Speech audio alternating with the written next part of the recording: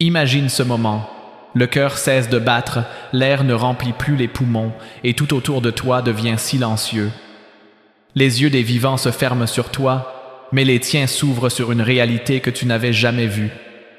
La vie que tu as connue s'éteint, et ce que tu croyais être la fin n'est en réalité que le commencement d'un voyage plus grand, plus intense, plus vrai que tout ce que tu as vécu. Dis-moi, de quel pays regardes-tu cette vidéo ? Écris-le dans les commentaires et abonne-toi à cette chaîne si tu aimes l'islam. Car au moment où ton corps repose immobile, ton âme, elle, est entraînée dans un passage dont personne n'échappe. Le prophète sallallahu alayhi wa sallam a dit que la mort est la porte vers l'au-delà. Et ce passage, chaque être humain devra l'emprunter, qu'il soit riche ou pauvre, puissant ou faible, croyant ou insouciant. Les cris des proches, les larmes de la famille, tout cela s'éteint derrière toi. Tu entres dans une dimension où ni l'argent ni les titres ne valent quoi que ce soit. C'est là que commence le véritable test. Lorsque la terre se referme sur toi, un silence écrasant règne. Tu entends encore les pas des gens qui s'éloignent de ta tombe. Puis, le silence absolu. C'est dans ce vide que se déclenche l'instant le plus redouté, l'arrivée de ceux qui sont envoyés par Allah pour interroger ton âme. Les anges Munkar et Nakir.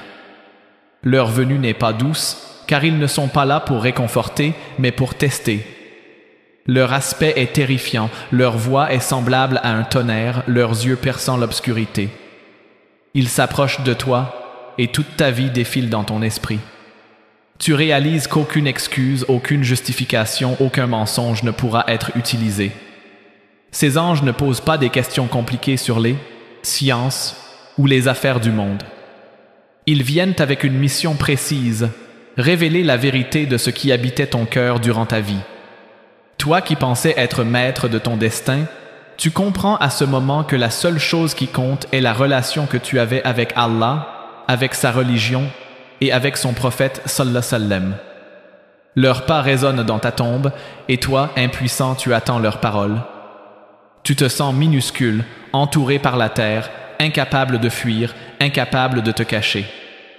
Et soudain, ils te regardent fixement, leur voix secoue ton âme et la première question tombe comme un éclair.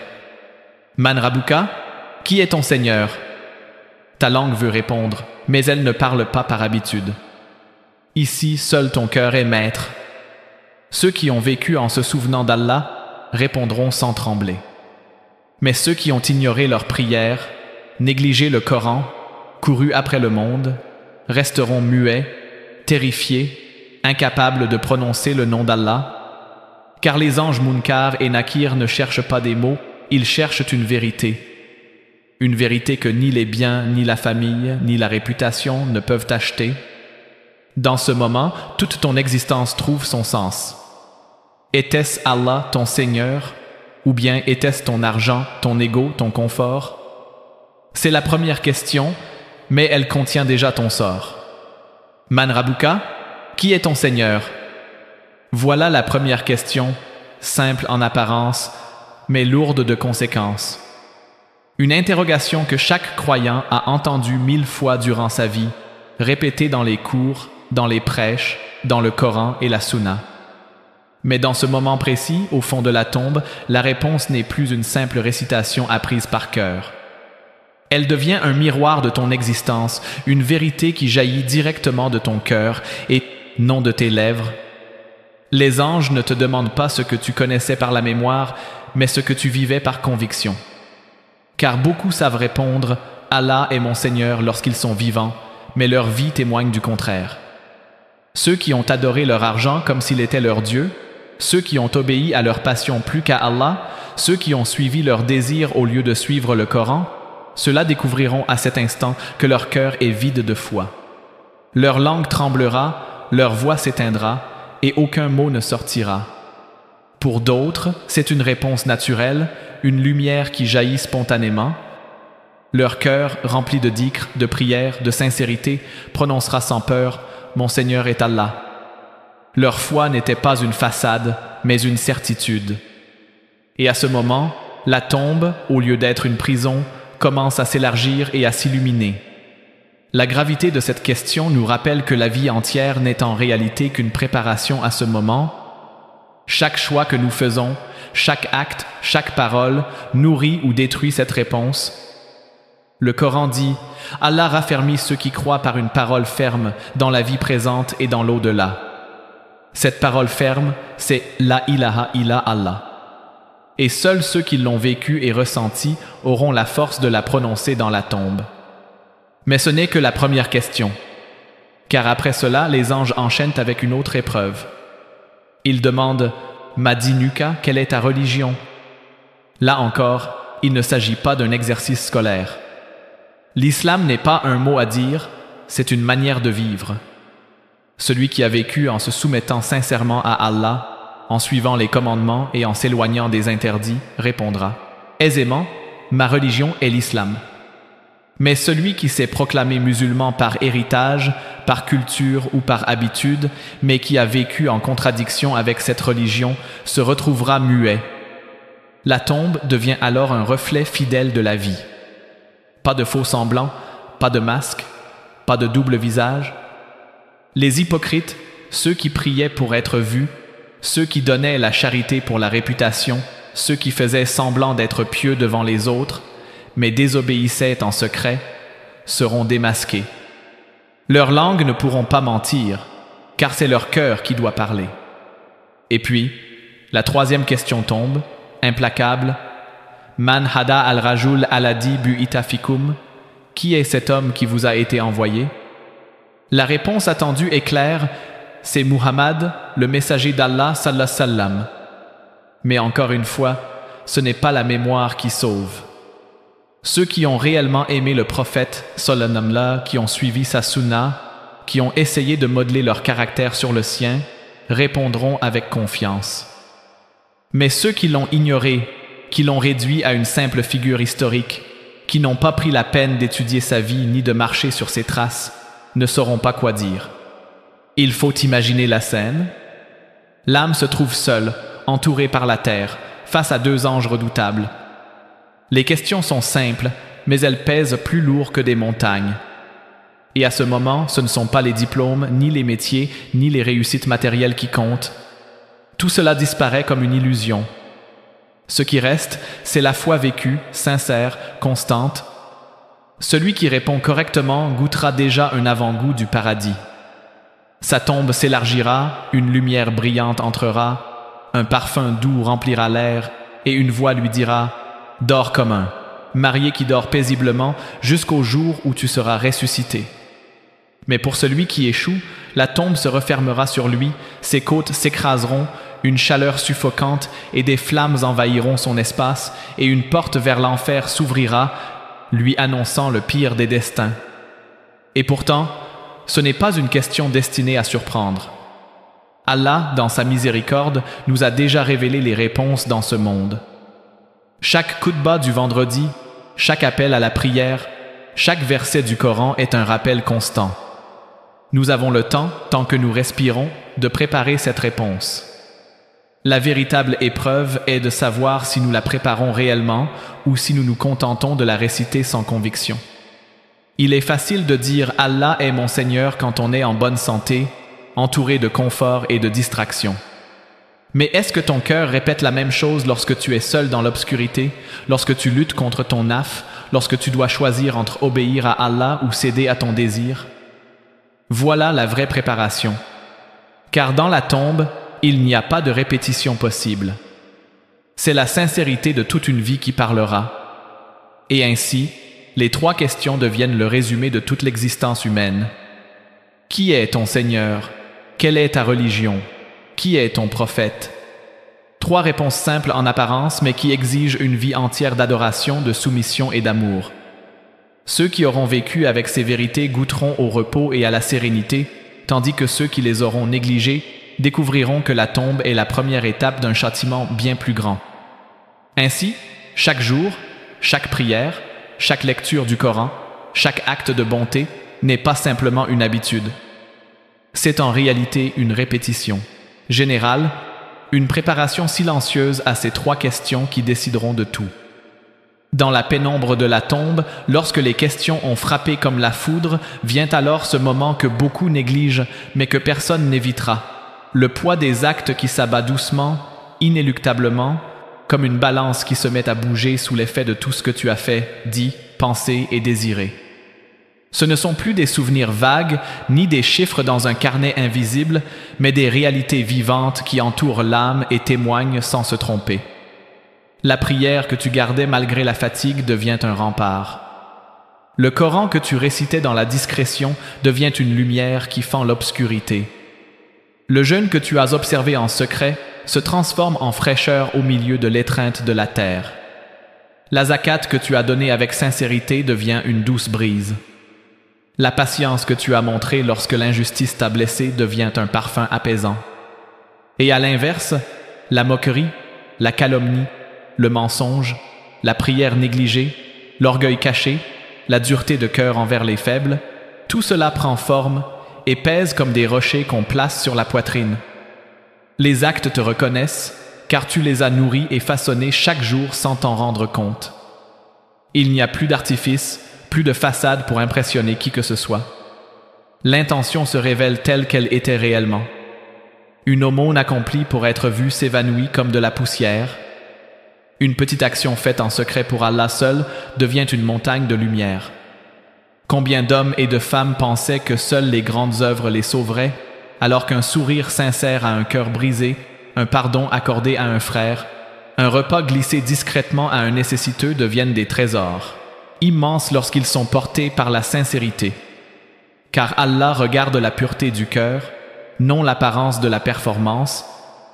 Le temps gaspillé à la distraction creuse des zones d'ombre, tandis que le temps passé à invoquer, à se repentir, à demander pardon, illumine même les angles les plus sombres.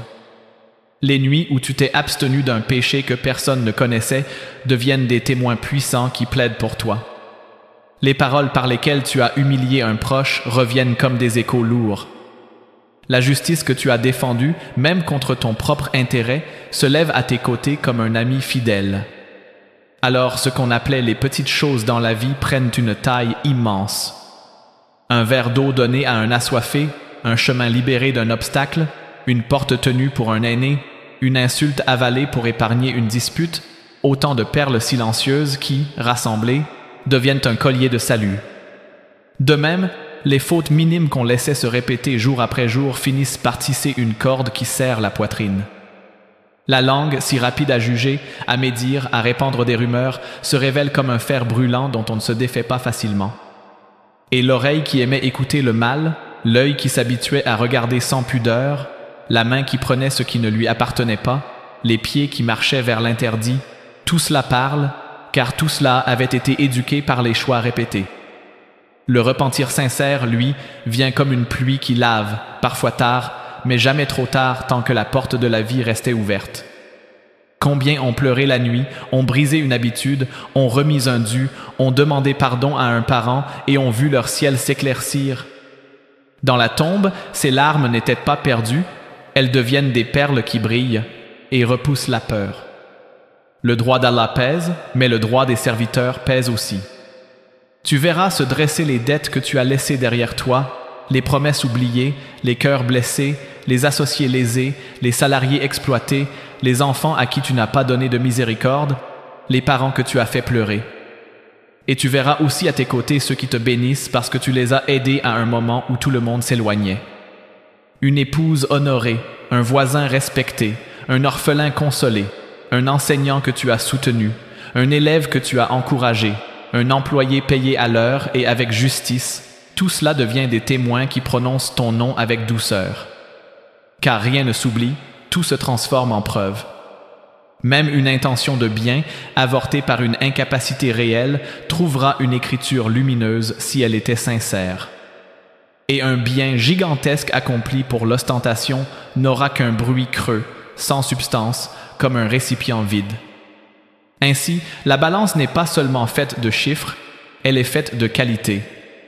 Qualité de la présence dans la prière, qualité de la confiance dans l'épreuve, qualité de l'honnêteté dans le commerce, qualité de la pudeur lorsqu'on est tenté, qualité de la patience avec les siens, qualité de la gratitude lorsque la faveur arrive. L'islam n'était pas un slogan, c'était une école quotidienne où tu apprenais à faire de chaque geste un acte d'adoration. Gagner son argent de manière licite et s'éloigner de l'illicite, même si c'était plus difficile, valait 1000 invocations dans la tombe. Éteindre la colère au moment où elle monte épargnait des années de remords. Pardonner un frère faisait fuir un démon qui se réjouissait de la discorde. Protéger l'honneur d'une sœur absente te protégeait, toi, au jour où tu serais absent et que d'autres parleraient de toi. Le poids des actes révèle aussi l'architecture secrète de ta vie intérieure. Si tu as bâti sur la sincérité, tu verras des fondations solides. Si tu as bâti sur la comparaison, la jalousie, la course à l'approbation des gens, tu verras des murs fissurés. La jalousie brûle ce qu'elle touche, même les prières qu'elle côtoie. L'ostentation perce les seaux qui pourraient porter l'eau des bonnes actions. La gratitude, au contraire, attire les ouvertures, et la constance dans les petites œuvres transporte plus loin qu'un enthousiasme sans lendemain. Et lorsque l'âme comprend cela dans la tombe, elle se souvient de chaque matin où elle pouvait encore changer, de chaque soir où elle pouvait encore demander pardon, de chaque occasion de tendre la main. Heureux celui qui n'a pas attendu un grand signe pour corriger une petite faute. Bienheureux celui qui a fait de ses habitudes un jardin de droiture. Cependant, la miséricorde divine enveloppe ce moment autant que la justice divine le structure. Car Allah a inscrit pour lui-même la miséricorde, et dans la tombe, elle se manifeste pour ceux qui ont cherché son pardon et espéré en lui. Les fautes lavées par les larmes, les dettes réparées avant la mort, les rancœurs apaisées, tout cela allège. Les prières tardives mais rattrapées, les ruptures réconciliées, les péchés arrêtés avant le dernier souffle, tout cela parle fort. Et même l'âme qui trébuchait souvent mais revenait toujours à la porte d'Allah trouve un accueil qui la rassure. Le poids des actes n'est pas un piège, c'est une pédagogie. Une vérité qui établit que rien n'était insignifiant quand il s'agissait de l'éternité. Puis, après ce dévoilement des œuvres, les anges reviennent à leur question qui cisèle l'identité profonde comme une gravure sur la pierre. Quelle est ta religion? Et qui est cet homme qui vous a été envoyé? Ce n'est pas un questionnaire académique, c'est une reconnaissance. La religion n'est pas un badge hérité à la naissance, c'est une soumission volontaire, lucide et aimante à Allah. L'islam vécu ne se limite pas à des slogans ni à une identité culturelle. Il transforme les réflexes, éduque les désirs, redresse la boussole des priorités. Répondre « l'islam est ma religion » n'aura de sens que si la salat avait un rendez-vous régulier dans ta journée, que si la zakat avait sa place dans tes comptes, que si le ramadan n'était pas qu'un régime mais une école du cœur, que si le pèlerinage, quand il fut possible, a été une réponse à l'appel d'Ibrahim, que si le halal et le haram n'étaient pas des mots archaïques, mais les frontières aimées de ton âme. Car l'islam est un chemin qui passe par les 5 piliers, mais il ne s'y arrête pas. Il élargit les épaules pour porter la justice dans le commerce, la bonté dans le foyer, la droiture dans les secrets, la loyauté dans l'amitié, l'humilité dans la réussite, la patience dans l'échec. Ainsi, lorsque l'ange demande « Quelle est ta religion ?», il ne réclame pas la définition d'un manuel, il demande à ton cœur « As-tu aimé te soumettre à Allah quand ton ego voulait gouverner ? As-tu donné lorsque ton âme voulait retenir ? As-tu reconnu tes erreurs lorsque ton orgueil voulait accuser les autres ? As-tu fermé la porte au licite ambigu pour ne pas tomber dans l'illicite évident ? La réponse vraie n'a pas besoin d'arguments, elle émane comme un parfum connu. Et la tombe, sensible à cette vérité, s'élargit comme une cour qui accueille un hôte attendu. Puis vient la question sur l'envoyé d'Allah sallallahu alayhi wa sallam. Qui est cet homme qui vous a été envoyé ? Celui qui a aimé le prophète sallallahu alayhi wa sallam avec connaissance et obéissance reconnaît son nom comme on reconnaît le visage d'un père aimé. Il ne l'a pas réduit à une figure lointaine, il a marché derrière ses traces, bonté envers les faibles, vérité même contre soi, douceur qui n'empêche pas la fermeté, justice sans dureté, pudeur sans froideur, courage sans violence. Il a appris sa sira non pour discuter, mais pour imiter. Il a pris sa sunna comme une lumière quotidienne, manger avec gratitude, parler avec prudence, sourire comme une aumône, saluer comme une dignité, aider comme un devoir, pardonner comme un roi qui sait qu'Allah voit tout. Dans la tombe, ce lien devient une corde solide.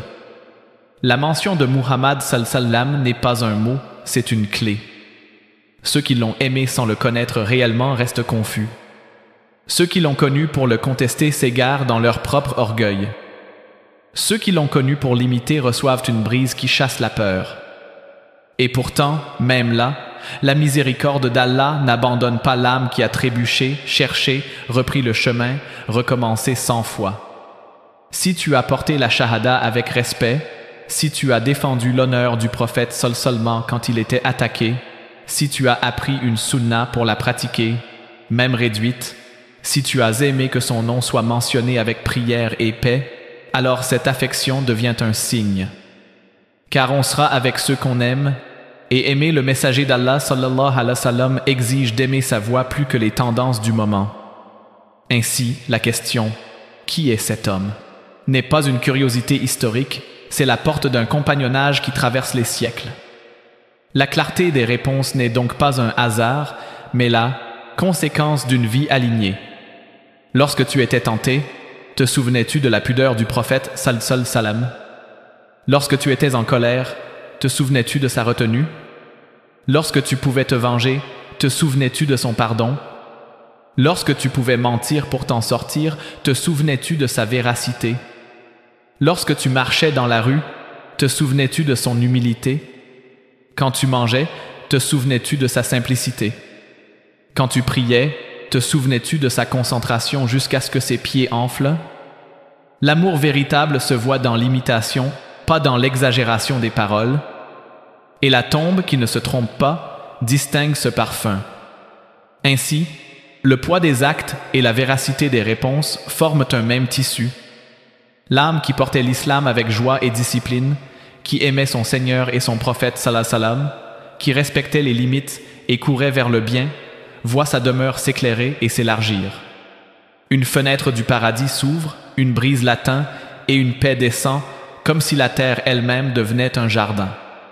À l'inverse, celui qui refusait la soumission, qui fuyait la prière, qui transformait la religion en simple identité, se retrouve dans l'étroitesse qu'il a lui-même façonnée. Les questions ne sont pas piégées, elles sont le reflet. Et chaque jour de la vie, discrètement, préparait ce moment. Si tu écoutes ces mots alors que la vie coule encore en toi, comprends que rien n'est figé. Ce qui pèse peut s'alléger par le repentir, la restitution d'un droit, la prière reprise, le Coran rouvert, un cœur réconcilié, un aîné honoré, un enfant serré contre soi, une habitude coupée pour Allah. Ce qui est léger peut s'alourdir de bien par la constance dans le petit, par la sincérité dans le discret, par la patience dans l'épreuve, par l'action alors que personne ne regarde. Et l'amour du prophète sallam peut croître avec chaque page lue de sa vie, chaque invocation de paix prononcée, chaque sunna ravivée, chaque injustice corrigée à sa manière. Alors, lorsque les anges se présenteront et que la balance s'éveillera, tu reconnaîtras déjà ce moment, car tu l'auras préparé en secret, jour après jour. Et ta réponse ne viendra pas de ta langue, elle coulera de ton cœur comme une évidence. Allah est mon Seigneur, l'islam est ma religion, et Muhammad est le messager d'Allah sallallahu alayhi wa sallam. Lorsque le croyant répond d'un cœur ferme, quelque chose change dans la texture même de la terre qui l'entoure, comme si la création entière reconnaissait son témoignage. La peur qui serrait sa poitrine recule et se dissout, remplacée par une tranquillité qui n'existe pas dans le monde d'ici-bas, une sakina descendue par permission d'Allah. Les anges, dont l'apparence aurait écrasé la montagne la plus solide, traitent alors l'âme avec une dignité que les rois n'obtiennent pas dans leur palais, car la dignité qu'Allah accorde dépasse tout ce que les hommes connaissent. L'âme fidèle entend des mots qui valent plus que 1000 couronnes, qu'elle soit rassurée, affermie, honorée. Et pendant que cette paix se répand, la tombe ne ressemble plus à l'étroitesse d'un couloir sans air, mais à une cour spacieuse où souffle un vent léger. Une ouverture est faite vers une fenêtre du paradis, et de là coule une brise parfumée, fraîche et douce, qui porte le souvenir des jardins, des rivières qui coulent et des feuilles qui chantent la gloire d'Allah. Les habits de la pudeur et de la lumière enveloppent le croyant, et une parole, claire comme une source, lui annonce que ce n'est que le commencement d'un repos que rien ne peut troubler. Le croyant se voit alors, confirmé dans ce qu'il espérait quand il priait en secret, quand il retenait sa langue pour ne pas blesser, quand il fermait sa main devant le haram et l'ouvrait pour le halal, quand il se couchait en se pardonnant aux gens pour que le ciel lui pardonne.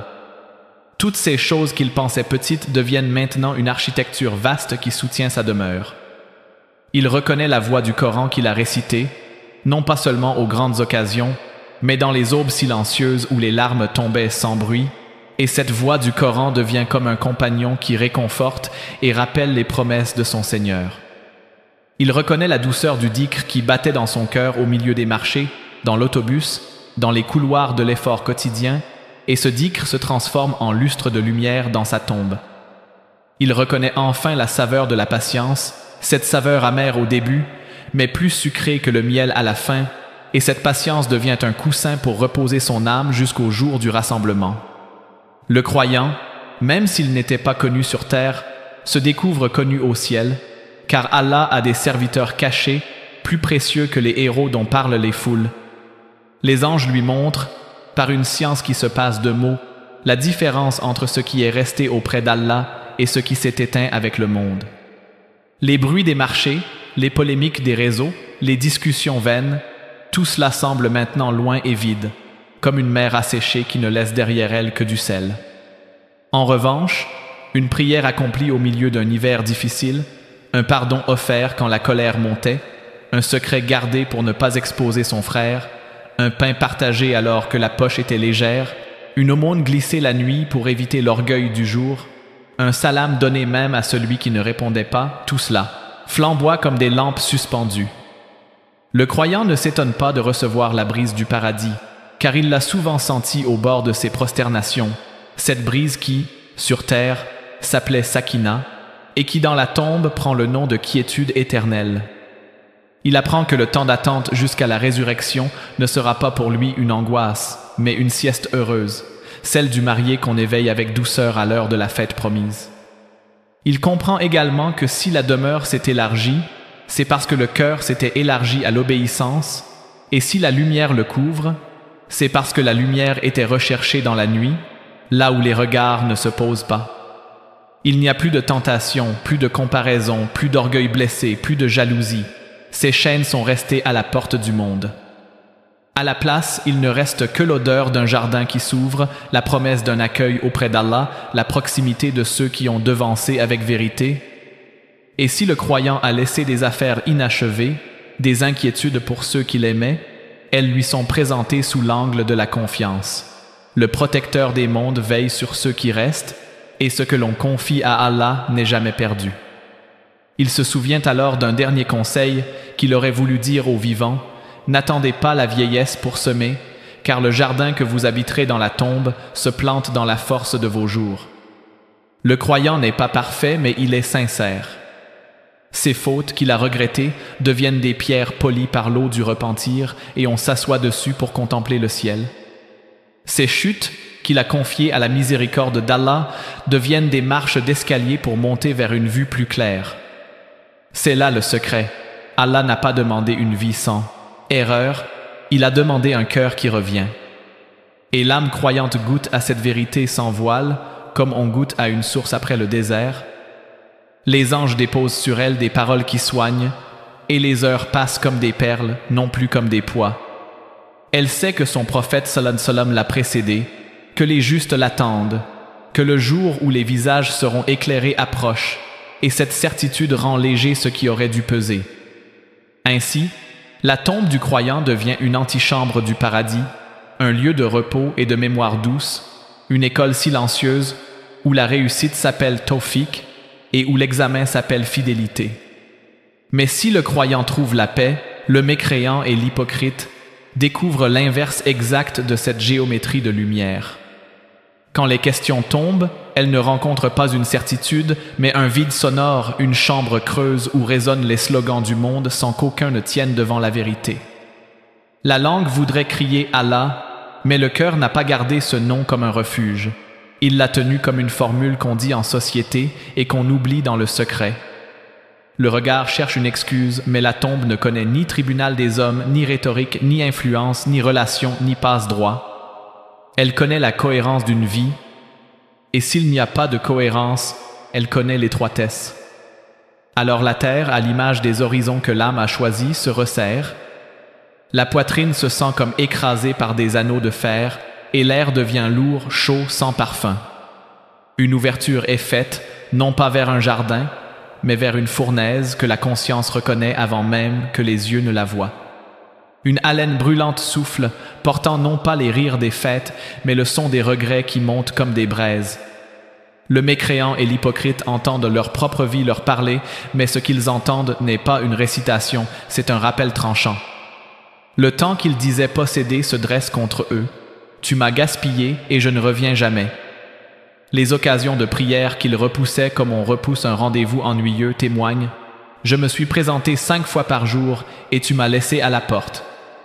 Le Coran qu'ils laissaient fermé, recouvert de poussière, dit « J'étais la lettre d'Allah pour toi et tu ne l'as pas ouverte. » Les pauvres qu'ils ont méprisés se lèvent comme des ombres dignes et déclarent « Nous étions ta possibilité d'ascension. Tu as préféré t'asseoir. » Les parents, dont la voix vieillie demandait un appel ou une visite, reviennent non pas pour maudire, mais pour dire « Le bien que tu nous refusais, tu te le refusais à toi-même. » Et les rires moqueurs, les sarcasmes, les mensonges maquillés en intelligence se dévoilent comme des cordes qui étranglent. L'hypocrite connaît une douleur particulière, car il avait appris les mots du salut, mais il ne les avait pas laissés descendre dans la poitrine. Il avait perfectionné le geste extérieur, mais détestait l'effort intérieur. Il pouvait citer, mais ne pouvait pas aimer. Il pouvait prêcher, mais ne pouvait pas s'interdire lui-même. Alors, quand la question « Qui est ton Seigneur ?» arrive, il veut répondre avec ses archives, ses notes, ses références, mais la tombe n'accepte que la monnaie du cœur.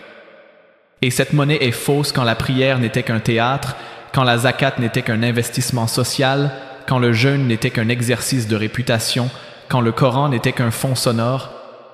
La sanction n'est pas seulement la douleur, c'est la disgrâce, c'est l'effondrement d'une image que l'on avait construite devant les gens. Les masques tombent, et la peau nue de l'âme se découvre, sensible à tout, blessée par tout, sans armure. Le mécréant, lui, affronte le châtiment de l'oubli total. Il avait oublié Allah non pas par ignorance seulement, mais par mépris parfois, par arrogance souvent, par distraction toujours. Il avait mis ses espoirs dans des tours de verre, dans des chiffres, dans des fêtes qui n'avaient pas d'aube, dans des conversations qui rassurent les peurs mais n'effacent pas l'angoisse. Et maintenant, il découvre que l'univers ne se plie pas au verbe humain, mais au verbe d'Allah. Il se découvre pauvre, sans alliés, sans avocat, sans même la possibilité de dormir pour oublier. Les anges ne se laissent ni corrompre ni attendrir par des larmes tardives qui ne viennent pas de la foi, mais de la panique. Et l'âme s'aperçoit que la panique ne produit pas de foi, elle ne fait qu'exposer la solitude. L'étreinte de la tombe, pour lui, se resserre comme la conséquence géométrique de ses choix. Le mal qu'il trouvait léger pèse maintenant comme un bloc. La moquerie qu'il trouvait drôle résonne comme un marteau. La cruauté banalisée s'allonge comme une ombre sans fin. Chaque plaisir pris contre la loi divine se révèle une dette, et la dette réclame. S'il a volé, le poids se pose sur sa main. S'il a trahi, le froid s'insinue dans sa poitrine. S'il a sali l'honneur des gens, le sable lui sèche la bouche. S'il a piétiné les faibles, la terre lui retire le sol sous les pieds. Rien n'est arbitraire, tout est juste. Et pourtant, dans la rigueur de ce dévoilement, on entend la leçon adressée aux vivants. Car si ces scènes existent, ce n'est pas pour désespérer, c'est pour avertir. L'hypocrisie ne naît pas en un jour, elle se tisse de petits renoncements, de petites complaisances, de petites vanités. On devient mécréant d'abord à l'intérieur, quand l'ego s'assoit sur le trône où seul Allah doit régner. Et à l'inverse, on devient croyant d'abord à l'intérieur, quand on cède le trône à Allah et qu'on accepte d'être serviteur.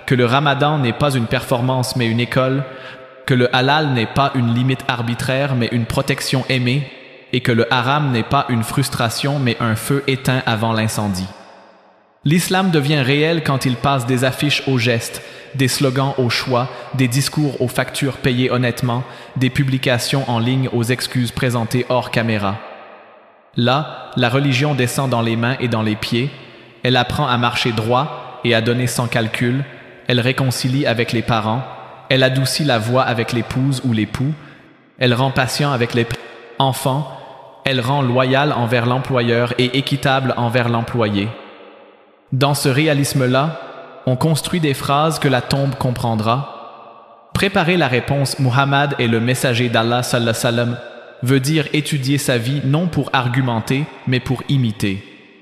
Lise un hadith et applique-le, même s'il te semble petit, car les petits ponts franchissent de grands ravins.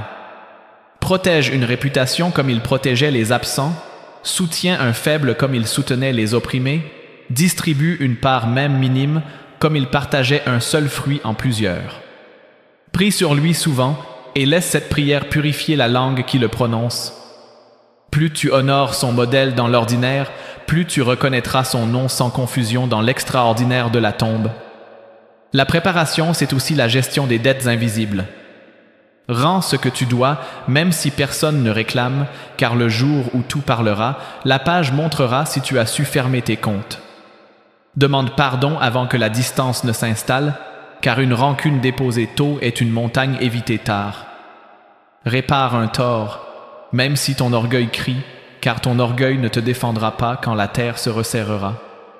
Prends l'habitude des excuses sincères, elles sont l'eau qui empêche le feu du regret d'allumer sa première étincelle. N'oublie pas le droit des parents, des voisins, des collègues, des pauvres, des orphelins, des voyageurs, car ces droits forment un collier que l'on portera soit en gloire, soit en remords. La préparation aime la constance plus que les coups d'éclat. Une page de Coran par jour vaut mieux qu'un marathon rare, une aumône régulière vaut mieux qu'un geste spectaculaire, une prière à l'heure vaut mieux qu'une longue nuit interrompue par l'ostentation. Le cœur grandit avec la régularité, comme un arbre arrosé juste ce qu'il faut, au bon moment, sans excès ni sécheresse. Et si tu tombes, relève-toi le jour même, ne laisse pas le sable devenir ciment. Écris ton toba dans l'instant où tu as fauté, car la porte est ouverte tant que l'âme n'a pas atteint la gorge et celui qui revient est accueilli plus vite qu'il n'a chuté. La préparation enfin intègre la conscience de la mort sans céder à la tristesse. Rappelle-toi souvent que la mort n'interrompt pas la miséricorde, elle interrompt la négligence. Vis, ris, travaille, aime avec droiture, mais n'oublie pas de dire Alhamdulillah à chaque étape, de dire Astaghfirullah à chaque faux pas, de dire Subhanallah devant chaque beauté, de dire La hawla wa la quwwata illa billah quand les forces manquent. Ces phrases cimentent la maison intérieure et les murs qui en découlent ne craqueront pas sous la première question. Ce rappel n'est pas fait pour effrayer, mais pour réveiller. Le plus grand drame n'est pas de mourir, c'est de mourir sans avoir vécu pour la bonne réponse. Quiconque écoute aujourd'hui peut modifier la trajectoire, car Allah aime ceux qui se réforment et il multiplie par sa grâce ce que nos mains n'osent pas espérer. Que chaque matin soit une répétition générale et chaque soir un bilan honnête, et tu verras la tombe devenir plus familière que la peur. Puis vient le rappel final, celui qui condense tout en une ligne droite. La première question n'est pas un piège, c'est une miséricorde déguisée en examen. Elle n'exige pas des discours, elle demande une fidélité. Quand les anges diront « Qui est ton Seigneur ?» ils ne réclameront pas un CV spirituel, mais la trace d'Allah dans tes réflexes. Quand ils diront « Quelle est ta religion ?» ils ne chercheront pas une biographie, mais la dièse, forme de ta vie quotidienne. Quand ils diront « Qui est cet homme envoyé parmi vous ?» ils ne voudront pas la bibliographie de tes lectures, mais la ressemblance de tes gestes avec les siens. Voilà pourquoi la majorité ignore encore ce secret. La réponse s'apprend en vivant, pas en mémorisant. Ce rappel final appuie fort sur 3 leviers, l'intention, la cohérence et la constance. L'intention transforme l'ordinaire en adoration. Travailler pour nourrir sa famille avec du licite devient un acte de foi. Sourire pour apaiser une tension devient une sadaka. Retirer un mal de la route devient une victoire silencieuse sur le chaos. La cohérence évite la double vie qui fissure les fondations. Que la personne que tu es en public ressemble à celle que tu es en privé, car la tombe ne connaît que la seconde. La constance, enfin, enracine la foi dans la durée. De petites œuvres répétées valent mieux que des élans qui s'éteignent, car Allah aime ce qui dure, même s'il est modeste. Le rappel final convoque aussi les droits des autres, car l'au-delà est rempli de visages, prépare-toi en honorant les tiens. Donne à tes parents une tendresse qui ne s'épuise pas, à ton conjoint une loyauté qui ne se négocie pas, à tes enfants une éducation qui nourrit le corps et l'âme, à tes voisins une paix qui se remarque, à tes collègues une honnêteté qui rassure, aux pauvres une part qui ne les humilie pas. Remets ce qui ne t'appartient pas, quitte les discussions toxiques, ferme les fenêtres qui t'éloignent d'Allah et ouvre les portes qui te rapprochent de lui. Choisis tes amitiés comme on choisit ses semences, ce que tu plantes à leur côté mûrira dans ta tombe. Le rappel final n'oublie pas l'espérance, car la préparation sans espérance tourne à la dureté. Espère en la miséricorde d'Allah plus que tu ne. Crains tes fautes, mais ne prends pas sa miséricorde comme prétexte pour les reproduire. Porte ton fardeau jusqu'à la porte du repentir et laisse-le le soulever. Souviens-toi qu'un pas vers lui en appelle 10 vers toi, et qu'une main levée dans la nuit n'est jamais ignorée, même si la réponse prend la forme d'une force silencieuse plutôt que d'un miracle visible. Dis souvent, « Ô Allah, affermis mon cœur sur ta religion, illumine ma tombe, protège-moi de l'hypocrisie, fais-moi aimer ce qui te rapproche et détester ce qui t'éloigne. » Ces invocations préparent les muscles invisibles qui tiendront au moment du questionnement. Le rappel final parle aussi aux âmes fatiguées. Si tu as tardé, commence tard, mais commence aujourd'hui. Si tu as abandonné une prière, reprends la suivante et rattrape avec humilité, car Allah guérit ce que l'on lui confie. Si tu as blessé, demande pardon avant que la vie ne s'accélère, car rien n'allège la poitrine comme une réconciliation. Si tu as été pris par l'écran, redonne une part au Coran, même un verset, même un mot réfléchi, et laisse-le refaire ton alphabet intérieur. Si tu as peur de mourir sans être prêt, fabrique la préparation dans la simplicité. 2 unités de prière quand tout dort, une aumône discrète quand tout voit, une vérité prononcée quand il serait plus rentable de mentir. Ces pierres modestes bâtissent une demeure solide. Le rappel final conclut sans fermer la porte. Tant que tu respires, l'examen est encore devant toi et le manuel est ouvert. Fais de ta maison un lieu où le nom d'Allah circule, de ta table un lieu où la gratitude est dite, de ton travail un lieu où la droiture vaut promotion, de tes amitiés un lieu où la foi s'encourage. Quand on te fera descendre, tu n'emporteras ni ton compte bancaire ni ton titre, mais tu emporteras le parfum de tes actes et la couleur de tes intentions. Et lorsque la question résonnera, elle ne cherchera pas à te piéger, elle cherchera à révéler ce que tu as vraiment aimé. Aime Allah au-dessus de tout, aime sa religion plus que ton confort, aime son messager salam salam plus que ton ego, et tu verras ta langue se taire pour laisser parler ton cœur avec la plus belle des évidences. Alors la fenêtre s'ouvrira du bon côté, la brise entrera, et tu sauras que tu avais préparé cette réponse toute ta vie, chaque fois que tu as dit oui à Allah quand le monde te proposait un non. Et ce secret que 99% ignorent, tu ne l'ignoreras plus. L'examen commence ici maintenant dans la façon dont tu vis tes minutes, car chaque minute est une syllabe de ta réponse finale.